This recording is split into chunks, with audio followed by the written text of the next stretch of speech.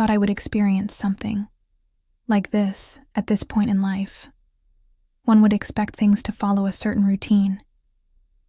My days are filled with nurturing my garden in the mornings, enjoying peaceful reading in the afternoons, and sharing evenings with my husband Henry, as we reflect on our past together. However, one night a personal discussion transformed everything, making me reconsider my previous beliefs. The journey began at a corporate gala, organized by Henry's company. After more than 30 years of service, he had climbed the corporate ladder with steadfast commitment. Charles Whitman. His boss exuded a calm sense of authority, a figure with whom I had only shared courteous greetings at past gatherings. In his early 60s, he stood tall and distinguished, exuding a sense of quiet confidence that appeared completely natural. The event took place at a luxurious hotel in the heart of Boston, where the magnificent chandeliers illuminated the sophisticated guests in their formal attire. The atmosphere buzzed with lively chatter, the sound of glasses clinking, and the gentle tunes of a jazz band playing softly in the corner. Though I wasn't especially enthusiastic about these gatherings and favored the familiarity of my own space. Henry had been quite persuasive, so I reluctantly donned a simple navy blue dress and consented to join him at first glance. Everything appeared to be just as it always was. Henry engaged in conversations with his coworkers, while I found myself conversing with the other partners. Everything changed when Charles came into my life. "Helen, could I steal a moment of your time?" he inquired, his rich voice cutting through the noise of the room. I paused a moment. What could Henry's supervisor possibly need from me? Yet I offered a courteous smile and nodded, trailing behind him as he guided me down a side passage distancing us from the main ballroom. The atmosphere was more serene in this place, the lively chatter of the gala gradually diminishing in the background. He led me into an intimate lounge, a warm space adorned with soft lighting, a crackling fireplace, and inviting leather chairs. The atmosphere carried an unexpected seriousness, quieter than the celebration outside my heart. Raced slightly as I settled into the chair opposite him. "I hope I'm not interrupting anything significant," he remarked, giving a slight, somewhat anxious smile. "Not at all," I replied, even though I couldn't quell the curiosity stirring within me. "What are you thinking?" He let out a sigh, his hands rubbing together as if he were trying to find the right words. Finally, he said, "It's about Henry."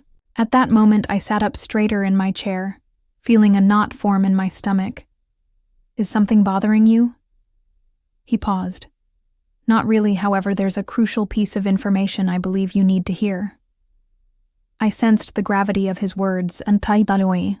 Before they left his lips, his expression held a weight that made Muniasi a subtle fervor that caused my heart to race. "Helen," he said, his tone soft yet resolute. "I've been acquainted with Henry for many years. I've seen him cultivate his professional journey, uplift his peers, and nurture his loved ones. Amidst everything I've observed, a significant realization, I took a deep breath. What is it?" He inclined his body a bit, his eyes fixed intently on me. "He doesn't value you as he ought to." The statement hit me, hard, settling like a weight in my heart. I struggled to breathe. A rush of protectiveness surged through me. I can't comprehend." "If altered, Henry has always been a wonderful husband," Charles agreed. "Understand that, but tell me, Helen, when was the last moment he genuinely recognized your essence, not merely Aisha's wife, but as the remarkable woman you're?" I tried to speak, yet found myself at a loss for words. He went on, his tone gentler. "At that moment, I can tell how you gaze at him when he's preoccupied and unaware. I've seen you linger in the shadows at gatherings like this, as Heimerses himself in his job. You pour out so much, but does he ever reciprocate?" Tightness gripped my throat. I felt the urge to argue, to assert that he was mistaken, yet a part of me trembled with uncertainty. "I hope I'm not intruding," Charles remarked, leaning back a bit. "Yet, there are moments when an outsider perceives what those within cannot have breathed out." Gently, my thoughts swirling, Charles examined my expression, then gave a subtle understanding. "Smile, Helen. You deserve to be acknowledged." Those words resonated, deeply awakening a part of me I didn't know was there for the first time. In ages, I found myself uncertain about my emotions. I remained still unable to move. Charles's words stayed with me, prompting a depth of reflection I hadn't anticipated. "You deserve to be seen." Emotional vulnerability is fine, but in context, it could imply a seduction arc. I tried to dismiss his words as just an observation, a kind gesture that missed the mark, yet deep within, I sensed he was speaking a truth I could no longer ignore. Henry was a decent man, a diligent provider. He had consistently been dependable and steadfast. Yet in those still moments, the owns that held significance, when was the last time he genuinely saw me? When had he last acknowledged the little efforts I made to keep our life vibrant and nurturing, the way I meticulously folded his shirts, just as he preferred them, manner in which I surrounded our home with his cherished belongings, the way I remained by his side during each professional success and took a step back. I cleared my throat, suppressing the lump that had formed there. Charles raised a hand, halting my words. "I don't want to make you feel uneasy, Helen." However, I felt compelled to speak up. I exhaled slowly and acknowledged your sincerity. I finally spoke, my voice quieter than I'd meant it. "Toby, yet Henry and I have shared our lives for many years. A marriage encompasses more than mere visibility. Revolves around dedication and a sense of security." Charles acknowledged. "This I understand, and I admire that." He leaned in a bit, his eyes steady. "But have you ever considered what you genuinely desire?" The question hung in the air. Around us for so long, my attention was consumed by Henry's needs, the demands of our marriage, and the expectations placed upon me. I never really took the time to consider my own desires. I released a soft, anxious chuckle. "Charles, this is certainly an unexpected discussion for a corporate gala that brought a smile to his face. I guess it is." Yet there was a feeling inside me, urging me to express it. A pause lingered in the air, accompanied solely by the gentle crackling of the fire. He let out a deep sigh as he rose to his feet. "I suppose I should let you return," he said. I also stood, my hands trembling slightly as I adjusted my dress. "Indeed, Henry will be curious about my whereabouts." Charles acknowledged this with a nod, yet his expression held an enigmatic quality. "Helen made me promise one thing, though my head slightly." "What's that?" "Please don't brush off my words. Reflect on it." After a moment of doubt, I finally agreed with a slow nod. He responded with a gentle smile and moved aside, indicating the way out. As I strolled by him, I sensed the comforting aura of his presence next to me, the heaviness of our earlier discussion lingering. In my heart, the gala continued to buzz with energy. When I made my way back, Henry remained right where I had left him, engrossed in dialogue with his peers. Initially, he was unaware of my presence. I lingered at a distance for a while, observing him. His expressions were lively, and his hands gestured expressively as he communicated. There was a part of him I had always cherished, his enthusiasm, his determination. Yet I recalled Charles's words. Had Henry ever regarded me in that manner when he finally turned his gaze in my direction and noticed me standing? There he offered a brief nod. Before returning to his discussion, a change stirred within. Charles had sown a seed, and despite me efforts to dismiss it, I could sense it starting to flourish. The journey back was silent. Henry was next to me, his hands tightly holding the wheel, his eyes locked on the shadowy path ahead. The city lights flashed by in a haze. Yet my thoughts wandered far away. Charles's words resonated in my mind, his voice lingering in a way that was impossible to ignore. "You are worthy of recognition." I caught a glimpse of Henry. He appeared weary, a subtle line of tension etched between his eyebrows. After almost 4 decades of marriage, I knew every contour of his face by heart. The defined angles of his jaw, the crinkling of his eyes when he laughed, the way his lips would press together in thought. Yet I couldn't recall the last moment he truly gazed at me. He cleared, his throat shattering the stillness. Between us, the question took me by surprise. He posed it after every event, every gathering, every dinner party, almost as if it were a duty, rather than sincere inquiry. I paused before responding. It was intriguing. He nodded without really paying attention. All right. And just like that, the discussion came to a close. I shifted my attention back to the window, observing the city fade into the distance as we headed toward the serene suburbs upon arriving home. Henry followed his usual routine. He removed his jacket, placed his keys on the counter, and disappeared into his office. For a final look at his emails, I lingered in the kitchen for a while, gazing at the vacant spot he had just occupied. I didn't feel anger towards him, not really. Henry had always been like this, committed to his job, consistent. In his habits, he had provided me with a comfortable and stable existence. Yet Charles's words had stirred something within me, something I could no longer suppress.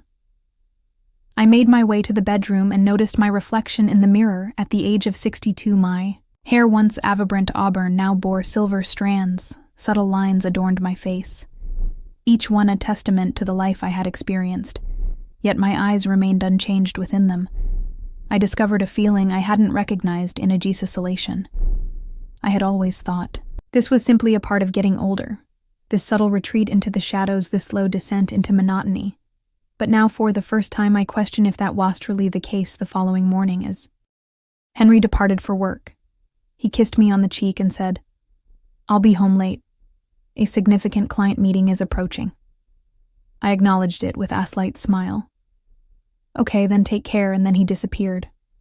I lingered in the doorway for a while before retreating back inside. Typically, my days were consumed by errands, housework, or tending to the garden.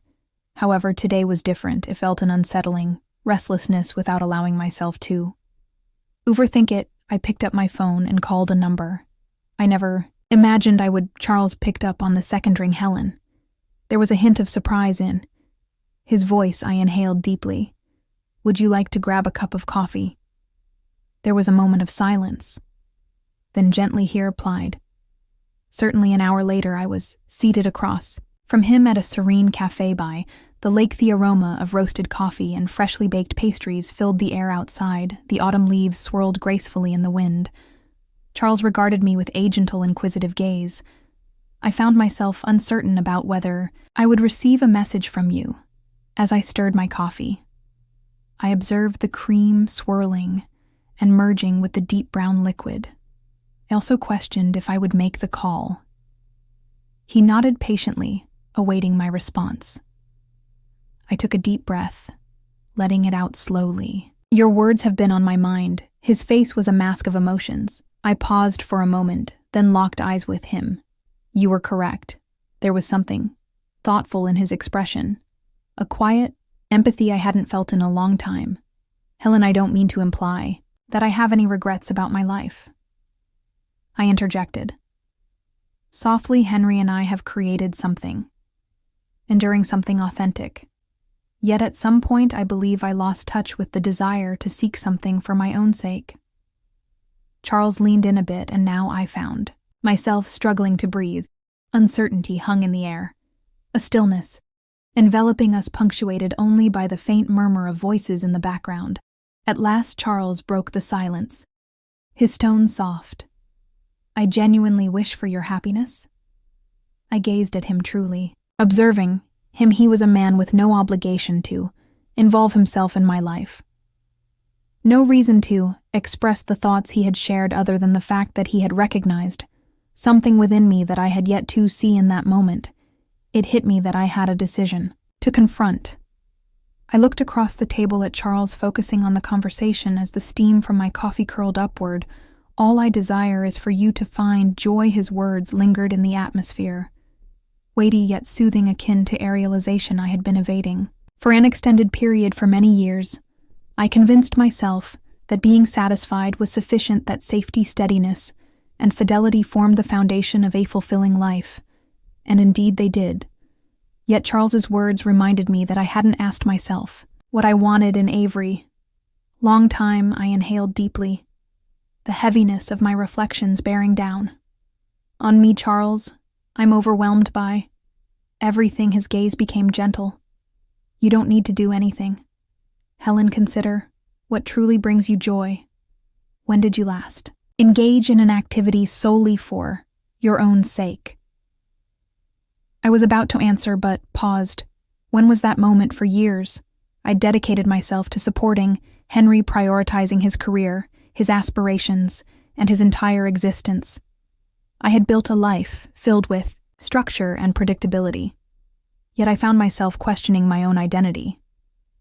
As I took a sip of my coffee, the deep bitter warmth offered a brief sense of stability. I realized I was uncertain of who I truly was, beyond the confines of my marriage. I found myself surprised by my own words. Charles offered me a subtle, understanding smile. Perhaps it's time to discover the truth. I released a soft, anxious chuckle that seems daunting. Maybe it's time to be open to change, even if it's uncertain. I remained silent. I couldn't respond because deep inside I understood he was correct. We remained quiet for a moment. Life outside continued its usual rhythm.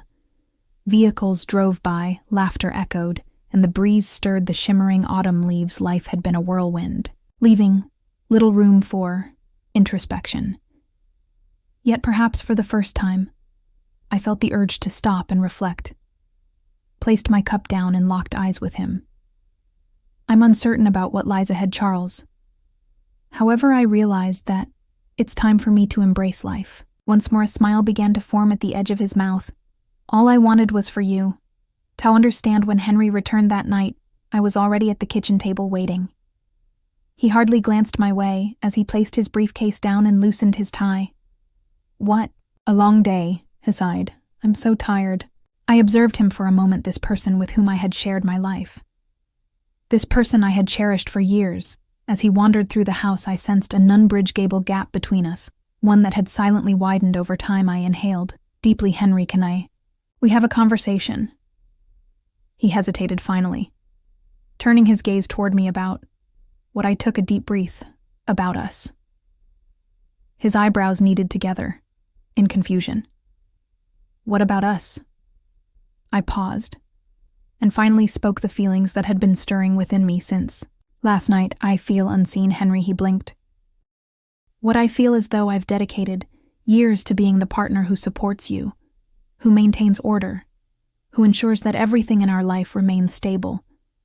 And I truly care for you, yet, at some point, I faded from view. His expression shifted, revealing his surprise. Helen, what's happening here? Shook my head. It's been within me for ages, I just never allowed myself to voice it. He took a seat opposite me, his hand gliding over his face. I had no idea you were experiencing these feelings. I observed him intently. Have you ever thought about? He remained quiet. In that instant, I understood. Something difficult. Henry wasn't an unkind husband. He didn't intend to be unkind or indifferent. He had merely believed, as I did, that marriage was about familiarity, that a sense of security was sufficient. We no longer felt the need to connect with each other as we used to. Yet that wasn't truly living. That wasn't love. Not anymore. What do you mean?